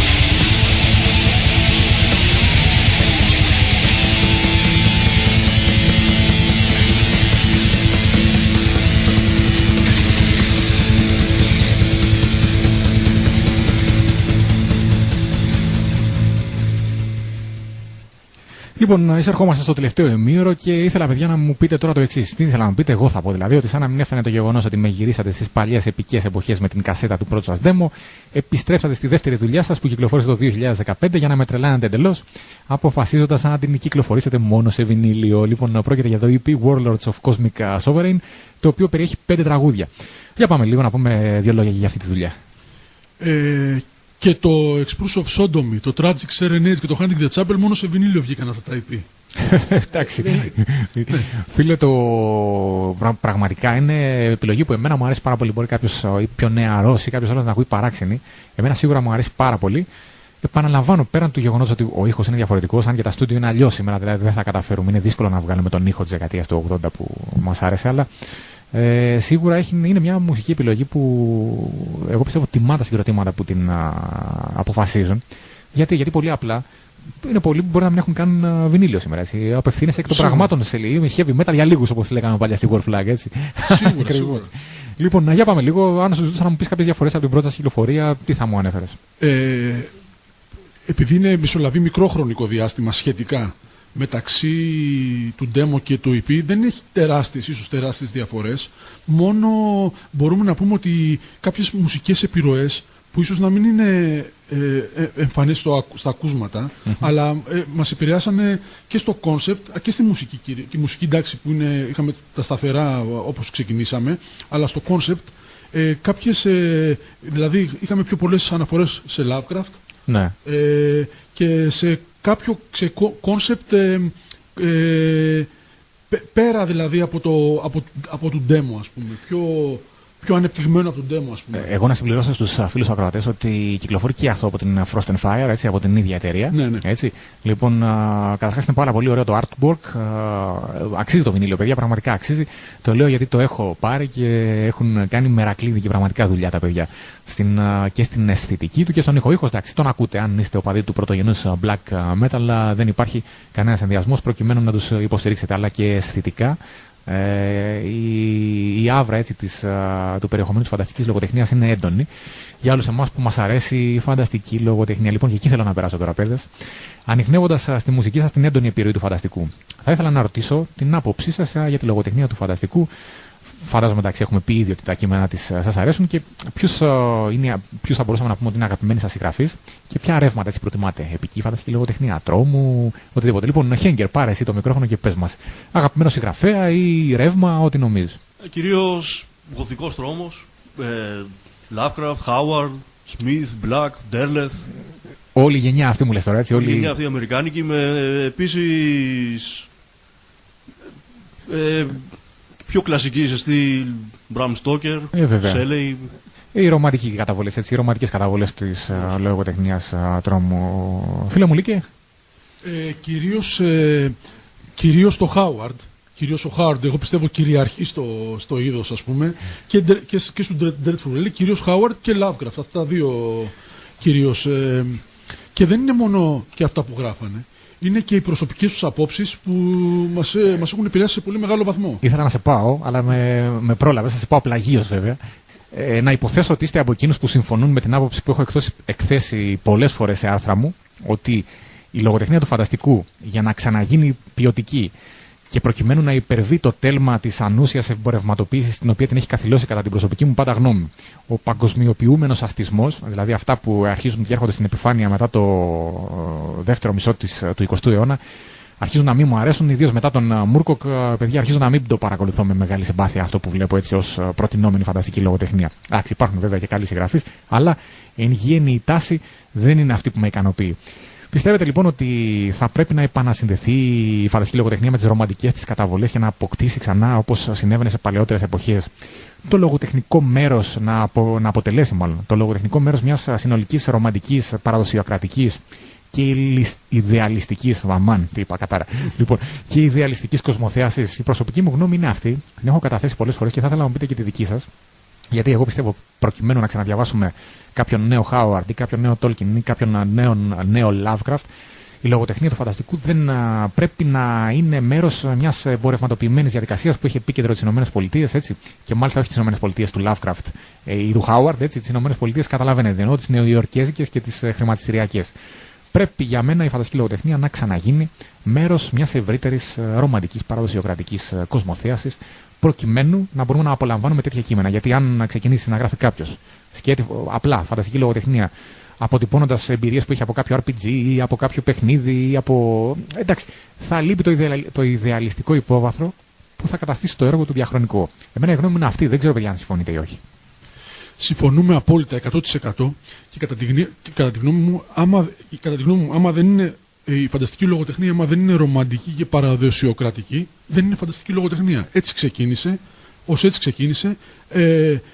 Φυσικά στις μέρες μας, υποκύπτοντας στις νόρμες του πολιτικά ορθού, προσπαθούν ή το βλέπουμε, ας πούμε, για παράδειγμα στις ταινίες. Και του κοινωνικά ορθού και του οικονομικά ορθού, έτσι όλα μαζί. Στα πάντα, ναι. Το πολιτικά ορθό περιλαμβάνει όλα αυτά. Τα πάντα, ναι. Και υποκύπτοντας, θέλοντας να το μαζικοποιήσουν, δηλαδή παλιότερα απευθυνόταν σε συγκεκριμένο κενό. Τώρα θέλουν με οι εταιρείες που εμπλέκονται. Κυνηγάνε το κέρδος, όπως κυνηγάνε το κέρδος, ναι. Και φυσικά και υποκύπτοντας στις νόρμες του πολιτικά ορθού έχουν κατορθώσει σε κάποιο βαθμό να μπασταρδέψουν την πραγματική φύση της φανταστικής λογοτεχνίας. Να σου πω την αλήθεια, δεν ξέρω και αν τα καταφέρνουν όσον αφορά τα κέρδη. Μπορεί στην Δυτική Ευρώπη να το καταφέρουν στην Ελλάδα, επειδή γνωρίζω καλά το εκδοτικό στερέωμα. Παιδιά, μην νομίζω ότι φέρνει αποτέλεσμα αυτή η πρακτική. Δεν νομίζω και εγώ ότι φέρνει αποτέλεσμα. Κανένα αποτέλεσμα δεν φέρνει. Δηλαδή, η πραγματική φύση της φανταστικής λογοτεχνίας αλλάζει σε τέτοιο βαθμό που είναι κάτι άλλο. Και εμπορικά δεν φέρνει αποτέλεσμα, γιατί κυκλοφορούν πολλά βιβλία, μετριότατα αναμασίματα ουσιαστικά, με αναμασιμένες ιδέες, χωρίς να διαθέτουν δυνατό θεωρητικό υπόβαθρο. Και κυκλοφορούν τα βιβλία, τα παίρνουν οι γνωστοί και οι φίλοι. Θυμάστε κανένα τώρα να έχει αναδειχθεί κάποιος Έλληνας τώρα συγγραφέας του φανταστικού. Και αναφέρομαι κυρίως τα τελευταία χρόνια, γιατί παλιότερα θεωρείται και παραλογοτεχνία. Στην Ελλάδα είχαμε και άλλα συμπλέγματα, έτσι, δεν κυκλοφορούσαν βιβλία φανταστικής λογοτεχνίας. Είχαμε άλλου τύπου. Οι μεταφράσεις ήταν τραγικές σε ορισμένες περιπτώσεις. Αυτό όμως είχε άντε να πει και το ρομαντικό, ότι το πάλευε κάποιος να κάνει κάτι. Γιατί η επίσημη εκδοτική οίκη, ακόμα και στα πανεπιστήμια, και το λέω τώρα αυτό, παιδιά, ως ακαδημαϊκός πολίτης, η επίσημη αφήγηση ήταν ότι αυτό είναι παραλογοτεχνία. Τι γίνεται, μετά την εποχή που έγιναν ταινίες, ο Χάρι Πότερ και ο Άρχοντας Δαχτυλιδιών, επειδή το αστικό σύστημα πέφτει πολλές φορές στην ίδια του την παγίδα, από τη στιγμή που έφεραν κέρδη οι ταινίες και τα βιβλία αυτά, άλλαξε και η αφήγηση. Πλέον δεν έγιναν παραλογοτεχνία, άρχισαν να το βλέπουν πιο σοβαρά το όλο θέμα, έτσι. Αλλά και από την εποχή που το είδαν πιο σοβαρά στην Ελλάδα ιδίως, η παραγωγή, δηλαδή τα βιβλία που εκδίδονται, δεν θα βρούμε πολλά καλά. Εντάξει, να είμαστε ειλικρινείς τώρα, έτσι. Είμαστε Έλληνες, μας αρέσει να υποστηρίζουμε την ελληνική σκηνή. Ξέρετε πόσες φορές το έχω κάνει και το βλέπετε και με μένα και με τα υπόλοιπα παιδιά στη φανταστική λογοτεχνία, το περιοδικό μας. Αλλά να είμαστε ειλικρινείς, η ελληνική φανταστική λογοτεχνία δεν έχει ακόμα αποδώσει τους καρπούς που θα περιμέναμε. Και οι επιλογές γίνονται πολλές φορές με τους τρόπους που προαναφέραμε. Δηλαδή να βρούμε κάτι που να ταιριάζει με τα ρεύματα της εποχής, δεν σημαίνει ότι θα είναι και ποιοτικό όμως, παιδιά. Έτσι. Θα το αγοράσουν κάποιοι εκεί τον πρώτο-δεύτερο μήνα και μετά το βιβλίο πάει στα ζήτητα και η ελληνική φανταστική λογοτεχνία δεν αναδεικνύεται. Πες μου, Χένκερ. Όχι μόνο ελληνική, γιατί τώρα, άμα βλέπεις βιβλία που να λένε ο λυκάνθρωπος της Wall Street ή να βλέπεις τον άλλο να κυνηγάει βρικόλακες και να έχει το κινητό και να βλέπει με το GPS και αυτά. Δηλαδή αυτό δεν χάνει τελείως το νόημα. Εντάξει, μου αλλάζει την ατμόσφαιρα, αλλά θα μπορούσε κάποιος που θα έκανε το δικηγόρο του διαβόλου να σου πει: εντάξει, προσπαθώ να στήσω ένα μυθιστόρημα ή μια νουβέλα μέσα σε συνθήκες του παρόντος. Αρχικά, δηλαδή, θεωρητικά δεν έχει απόλυτα κάτι μεμπτό αυτό, έτσι. Αλλά δεν είναι μόνο το περιβάλλον για μένα, παιδιά. Δεν είναι μόνο το περιβάλλον. Σίγουρα. Έτσι είναι ότι οι ήρωες είναι κούφοι, είναι χάρτινοι. Γιατί ανακυκλώνουν, να το πω έτσι, την νοοτροπιακή μετριότητα που έχει επικρατήσει σε αυτό το ναστικό εμπορευματοποιημένο κόσμο. Δεν βλέπεις ήρωες όπως ο Κόναν, ούτε καν όπως οι ήρωες του Μούρκοκ, που να έχουν χαρακτήρα και να τους θυμόμαστε. Να πούμε, διάβασα αυτό, ή τον Άραγκορ. Οι πένες που να αποτυπώνουν. Αυτό πιστεύω παίζει και σε μεγάλο βαθμό, γιατί συνήθως οι χαρακτήρες που παλιότεροι συγγραφείς που γράφανε ήταν ένας αντικατοπτρισμός των εαυτών τους. Δηλαδή πώς βλέπαν τον εαυτό τους μέσα στον κόσμο. Όταν έχει θεωρητικό υπόβαθρο θα σου βγει, φίλε. Άμα ο συγγραφέας σήμερα δεν έχει καμία σχέση με τη βιοθεωρία και την κοσμοθεωρία του ρομαντισμού και της παραδοσιοκρατίας, τι χαρακτήρα θα σου βγάλει. Ακριβώς αυτό λέμε. Ακριβώς αυτό. Δηλαδή ο Χάουαρντ, ας πούμε, ήταν ο χαρακτήρας του τέτοιος. Δηλαδή, βέβαια, ζούσε αυτά. Ζούσε ο ίδιος μέσα από τους ήρωές του. Ήταν κομμάτια του εαυτού του ήρωές του και ο εαυτός του άξιζε. Ο Λάβκραφτ δεν ήταν ένας άνθρωπος αστός με την έννοια, ας πούμε. Ήταν κάτι το πολύ ξεχωριστό. Που κυνηγούσε την επιτυχία, ξέρω εγώ, να βγάλω ένα βιβλίο και να μαζευτεί κόσμος και να. Εντάξει, σίγουρα. Ακριβώς αυτό. Αυτό πολλοί σημερινοί συγγραφείς δεν το έχουν. Πολλοί περισσότεροι θα έλεγα. Μπορεί δηλαδή στη γραφή τους να είναι μορφωμένοι, να έχουν καλή γραφή. Να είναι άρτιος ο λόγος αυτό. Να είναι άρτιος λόγος, αλλά τελικά δεν παίζει τόσο μεγάλη σημασία. Δεν είσαι λογοτέχνης, είσαι απλά συγγραφέας. Αυτή είναι η διαφορά. Είναι κάτι κούφιο χωρίς ψυχή. Αν δεν υπάρχει ψυχή, σίγουρα δεν υπάρχει. Έτσι ακριβώς είναι. Λοιπόν, για να δούμε ποιο θα είναι το επόμενο τραγούδι που θα ακούσουμε από το δεύτερο EP σας τώρα, από το Warlords of Cosmic Sovereign. Θα ακούσουμε το Dynasties of Celestial Pantheon.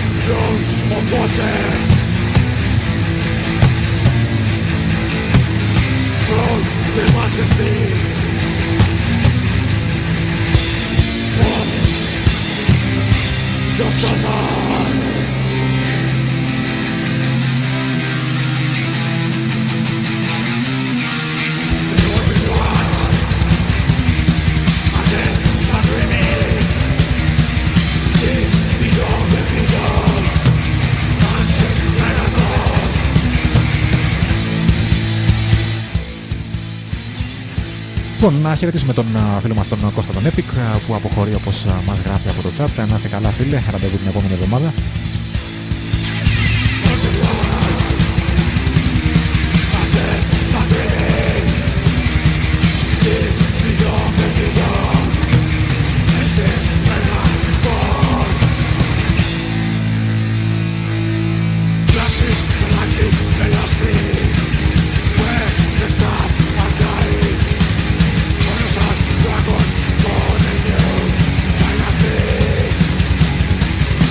Celestial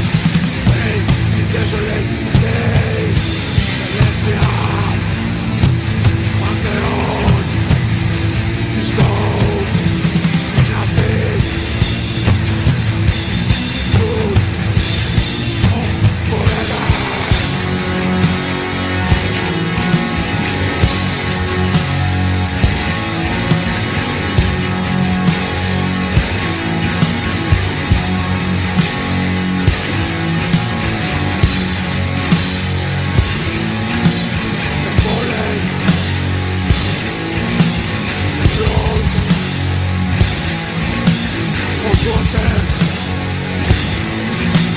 know the majesty of your soul.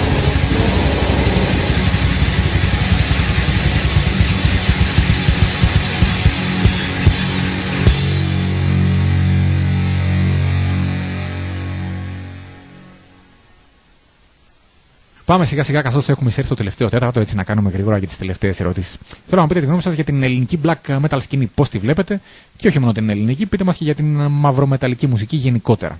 Πώς είναι τα πράγματα αυτή την εποχή, έτσι. Τραγική. Δηλαδή, όσο πάει και πιο κάτω. Κατά τη γνώμη μας δεν υφίσταται σκηνή. Και στην Ελλάδα μιλάς και στο εξωτερικό. Ακόμα χειρότερα στην Ελλάδα. Ακόμα χειρότερα, ακόμα πιο κάτω. Κατά τη γνώμη μας δεν υφίσταται σκηνή καθόλου. Υπάρχουν συγκροτήματα σε χώρες διάφορα, αλλά με την έννοια της σκηνής όπως υπήρχε παλιά, όπως τη ζήσαμε και όπως την ξέρουμε, δεν υπάρχει. Για το ευρύτερο heavy metal, παιδιά, ποια η γνώμη σας, και όχι μόνο και στην Ελλάδα και διεθνώς, πέρα από τον black? Νομίζω ότι έχει κυρίως το ίδιο πρόβλημα κι αυτό. Και κυρίως ότι δηλαδή, όταν λέμε heavy metal κανονικό, έτσι. Γιατί ό,τι περνιέται σήμερα για heavy metal. Ναι, δεν λέω το νέο metal, έτσι. Μιλάω για το heavy metal. Είχα μπει τις προάλλες σε σελίδα γνωστού περιοδικού και ό,τι λέγανε για heavy metal ό,τι πασά δεν ήταν τίποτα heavy metal. Δηλαδή συγκροτήματα όπως κάτι σκουπίδια τύπου Asking Alexandria, κάτι τέτοια συγκροτήματα. Τα περνάγανε για metal, ας πούμε. Εντάξει, ναι, δεν θα διαφωνήσω, φίλε, καθόλου. Ναι, εγώ δεν έχω ιδέα με αυτό του τύπου του metal σε εισαγωγικά, ας πούμε. Όπως ξέρουν και οι ακροατές μου, χρόνια προτιμώ να πηγαίνω στο μοναστηράκι και να ψάχνω παλιά βινίλια που μου λείπουν. 1000 φορές. Περισσότερο παρά να ασχολούμαι με την. Αν και βέβαια υπάρχουν και καλά σχήματα έτσι νεότερα, όπως αυτό που ακούσαμε προηγουμένως, έτσι, του τραγουδιστή των Pretty Maids, έτσι, πολύ δυνατή δουλειά. Υπάρχουν διαμαντάκια, απλά πρέπει να σκάψεις πάρα πολύ μέχρι να τα βρεις. Είναι μια πολύ καλή ευκαιρία και στους νεότερους και στους παλιότερους να πάρουν πράγματα παλιότερα ή πράγματα που δεν είχαν, που δεν μπορούσαν παλιότερα λόγω οικονομικής στενότητας να τα βρούνε τώρα. Τώρα με την κρίση όμως, φίλοι, έχουν και θέμα, δεν φέρνουν βινίλια από το εξωτερικό όπως φέρνανε πριν 2-3 χρόνια. Αυτό το συζητάμε πολύ συχνά. Αυτό το συζητάμε πολύ συχνά, επειδή σκεφτόμαστε πολύ συχνά και το μοναστηράκι και δισκάδικα. Πιστεύω ότι έχει κάνει μεγάλη ζημιά το Discogs. Τα βάζουν στο Discogs και δεν τα βάζουν στα ράφια. Έτσι έχω καταλάβει. Εντάξει, ναι, γιατί μέχρι πριν 2-3 χρόνια βρίσκεις πολύ καλά πράγματα. Ναι, τώρα πλέον δεν τα βρίσκεις. Όντως. Έχουν κλείσει βέβαια και κάποια μαγαζιά. Έτσι, έχουν κλείσει, αλλά η Αθήνα έχει δυσανάλογα μεγάλα δισκάδικα σε σχέση με τον πληθυσμό της. Δηλαδή έχει πολύ περισσότερα δισκάδικα από το Λονδίνο, ας πούμε, για παράδειγμα. Ναι. Που είναι 10-12 εκατομμύρια. Ναι. Και πάλι δεν βρίσκεις τόσο, ας πούμε. Πιστεύω ότι έχει παίξει μεγάλο ρόλο αυτό. Σίγουρα πάντως υπάρχει ένα πρόβλημα το τελευταίο καιρό. Δεν ξέρω, ενδεχομένως να έχει δίκιο εκεί που το εστιάζεις. Πάντως βλέπω ότι τα ράφια δεν είναι τόσο γεμάτα όσο πριν 2 ή 3 χρόνια. Έτσι, και εκεί έχει τα ίδια και τα ίδια. Έχει τα ίδια και τα ίδια. Ναι, εντάξει, σίγουρα. Λοιπόν, παιδιά, τι να περιμένουμε στο προσεχές μέλλον από τους Dreadful Relic? Κάποιες συναυλίες ή κάποια ολοκληρωμένη νέα κυκλοφορία? Πάντα και κατά τη διάρκεια της κυκλοφορίας και κατά το ενδιάμεσο μεταξύ κυκλοφοριών, πάντα συζητάμε για κάτι επόμενο. Ήδη έχουμε ξεκινήσει και συζητάμε και δουλεύουμε για το πρώτο άλμπουμ, ιδέες για το πρώτο άλμπουμ. Υπάρχουν ήδη στίχοι για 2-3 κομμάτια, ας πούμε, προς το παρόν. Υπάρχει και τίτλος, είναι νωρίς ακόμα, ας πούμε, θα τα ανακοινώσουμε στον κατάλληλο χρόνο. Πάμε για ολοκληρωμένη δουλειά πλέον. Πάμε για ολοκληρωμένη δουλειά, αλλά όχι τόσο νωρίς. Δηλαδή δεν θέλουμε να υπάρχει πολύ μικρό διάστημα μεταξύ των κυκλοφοριών. Ναι. Δηλαδή από το επόμενο χρόνο, πιστεύω. Ωραία. Και πάντα και εκτός αυτού συζητάμε ήδη για κάποια live. Αυτό μας ενδιαφέρει να τα ρωτήσω. Στο εξωτερικό, ναι, αλλά επειδή. Πες μου για εξωτερικό, όχι για τον ελληνικό χώρο. Όχι για τον ελληνικό χώρο. Δεν έχουμε ακόμα συζητήσει τίποτα για ελληνικό χώρο. Για το εξωτερικό κυρίως. Να υποθέσω Βόρεια Ευρώπη, Γερμανία, Σουηδία, κάτι τέτοιο. Ναι. Πολύ κοντά. Ναι. Έπεσες. Εντάξει, είναι αυτονόητο. Χωρίς να ξέρω τώρα, το πέταξε έτσι, αλλά πού αλλού θα ακούσουν τέτοιο ήχο? Ναι. Αλλά επειδή έχουμε με τη σύνθεση, ας πούμε, θα μας βοηθήσουν και κάποιοι από τους παλιές μας επαφές από το εξωτερικό θα εισέλθουν στη σύνθεση για τα live μόνο, ας πούμε. Ναι. Ωραία, λοιπόν, πάμε να ακούσουμε τελευταία έτσι, μουσική επιλογή, η οποία δεν είναι τον Dreadful Relic, αλλά είναι ένα τραγούδι που έχεις επιλέξει εσύ να ακούσουμε, φίλε Λίκε. Για πες μου. Αμπζού βλέπω. Λοιπόν, ναι, είναι Αμπζού. Είναι από το πρώτο τους άλμπουμ, το Bathroom Vitriol. Κυκλοφόρησε το τέλη 1993. Άλμπουμ σταθμός. Συνδυάζουν ένα ήχο μεταξύ death και black metal με θεματολογία έτσι πολύ πολύ απόκρυφη. Εσωτερισμό και αποκρυφισμό, αλλά πολύ όχι όπως είναι σήμερα, ας πούμε. Ναι, σουμεριακή μαύρη μαγεία κλπ. Μέχρι και αναφορές σε Crowley κλπ. Λαογραφία και με μια λαογραφική προσέγγιση. Ήταν από το εξώφυλλο, όσοι το έχουν δει, όσοι θα το δούνε, μέχρι όλα τα πάντα, οι τίτλοι, η μουσική, τα πάντα ήταν άλμπουμ σταθμός για εκείνη την περίοδο. Εμένα προσωπικά δηλαδή με σημάδεψε χαρακτηριστικά και είναι και μεγάλη επιρροή για τους Dreadful Relic. Και η στάση τους σαν συγκρότημα και η θεματολογία τους και η μουσική τους. Το κομμάτι λέγεται Fantasizing to the Third of the Pagan Vision. Λοιπόν, πάμε να το ακούσουμε, επιστρέφουμε για την αποφώνηση και θα κλείσουμε με ένα ακόμη τραγούδι, έτσι, για να θα προλάβουμε ένα ακόμα τραγούδι, φίλε Δημήτρη, έτσι σίγουρα. Λοιπόν, πάμε να το ακούσουμε, λοιπόν.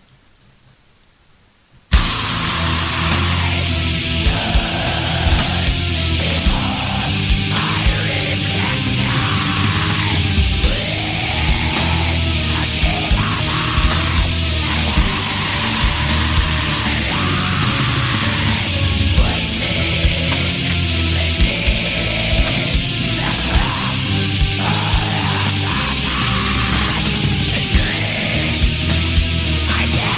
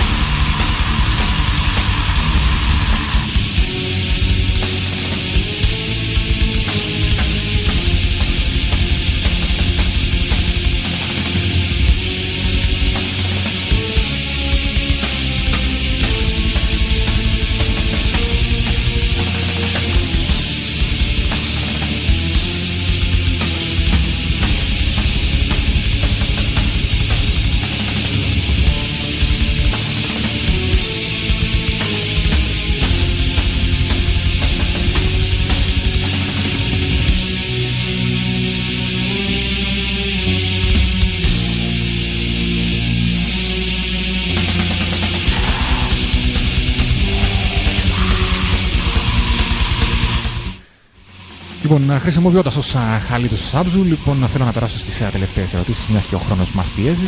Λοιπόν, παιδιά, αν κάποιος φίλος ακροατής θέλει να επικοινωνήσει μαζί σας ή να προμηθευτεί τις δουλειές σας, πώς μπορεί να το κάνει? Να μας δώσετε κάποιο mail, να προτείνετε κάποιο προφίλ? Προφίλ δεν υπάρχει, στο Facebook πάντως με εννοείς. Ναι, ή σε κάποιο άλλο κοινωνικό μέσο. Ναι. Υπάρχει μόνο η επίσημη ιστοσελίδα dreadfulrelic.com και μέσω της ιστοσελίδας μπορεί να επικοινωνήσει μαζί μας. Έχει μια φόρμα που συμπληρώνει και μπορεί να στείλει κάποιο. Στο dreadfulrelic.com υπάρχει και η διεύθυνση της Frost & Fire webshop που μπορεί να βρει κάποιο υλικό ότι υπάρχει διαθέσιμο.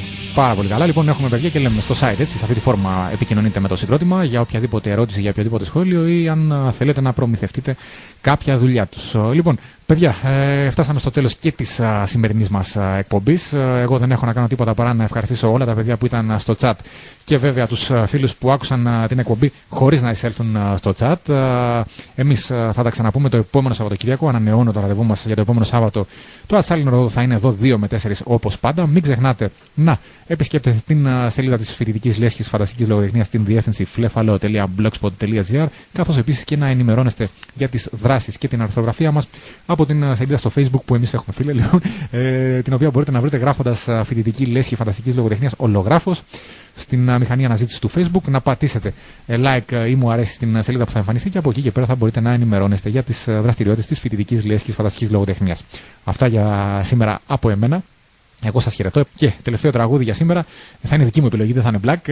Λοιπόν, θα ακούσουμε τους Brain Fever στο τραγούδι Capture the Night. Είναι ένας γερμανικός μεταλλικός κλασικός ύμνος της δεκαετίας του 80 που δυστυχώς δεν έγινε ιδιαίτερα γνωστός, ωστόσο αξίζει να τον ακούσουμε. Με αυτό το τραγούδι εγώ σας χαιρετώ για σήμερα. Να είστε καλά, παιδιά, τα λέμε το επόμενο Σάββατο.